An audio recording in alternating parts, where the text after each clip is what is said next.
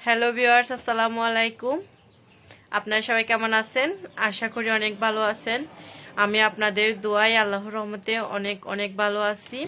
অনেক দিন পর আজকে একটা আপনাদের মাঝে ব্লগ নিয়ে আসছি। আজকের ব্লগটা কিন্তু একদম ভিন্ন, কারণ আজকে বলতে গেলে আবার নতুন করে আমি ব্লগ শুরু করতেছি। আজকে অনেক দিন পর এই ব্লগটা আজকে শেয়ার করব।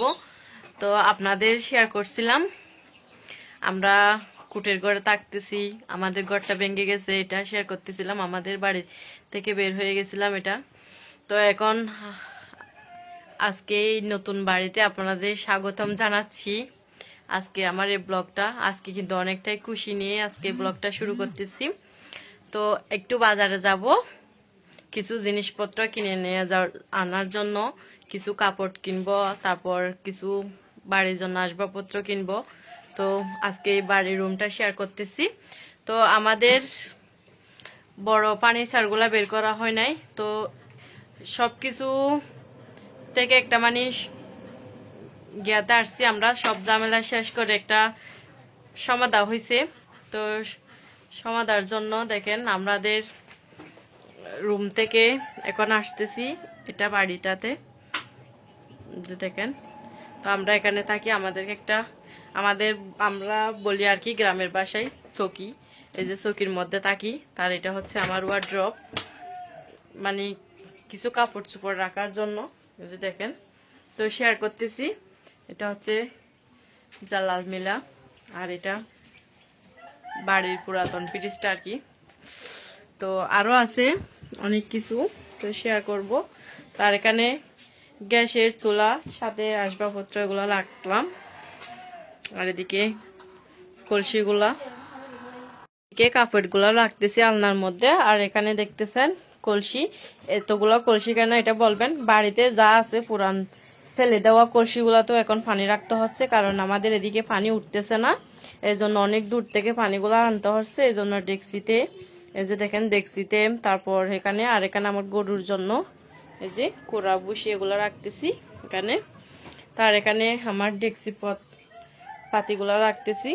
এই যে দেখেন এখানে আমার র্যাকের মধ্যে কিছু টুংটাং আসবাবপত্রগুলো রাখতেছি। এখানে চাউল, আর এখানে গ্যাসের সিলিন্ডারটা।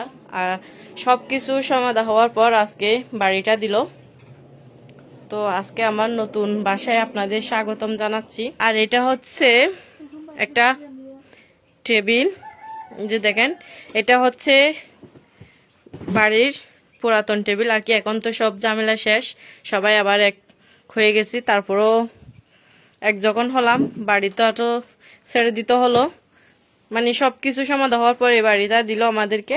তো এখন আর বাহিরে থাকতে হচ্ছে না শীতের মধ্যে।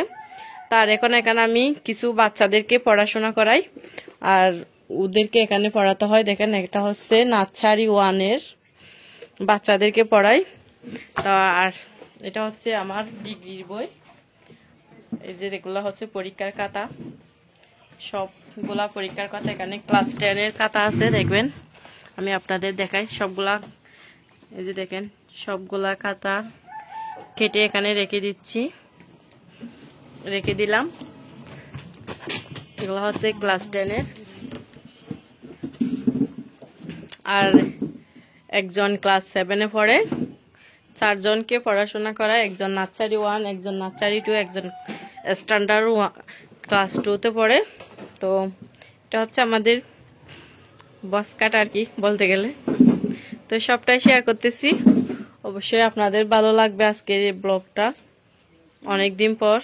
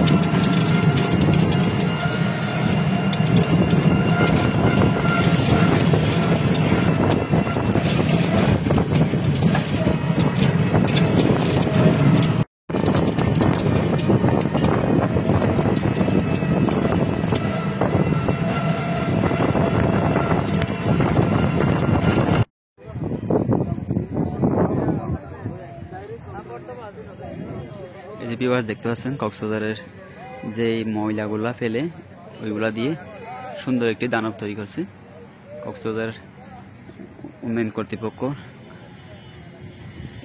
দেখতে কিন্তু অনেক সুন্দর লাগতেছে এটা, যেটা হচ্ছে কক্সবাজার।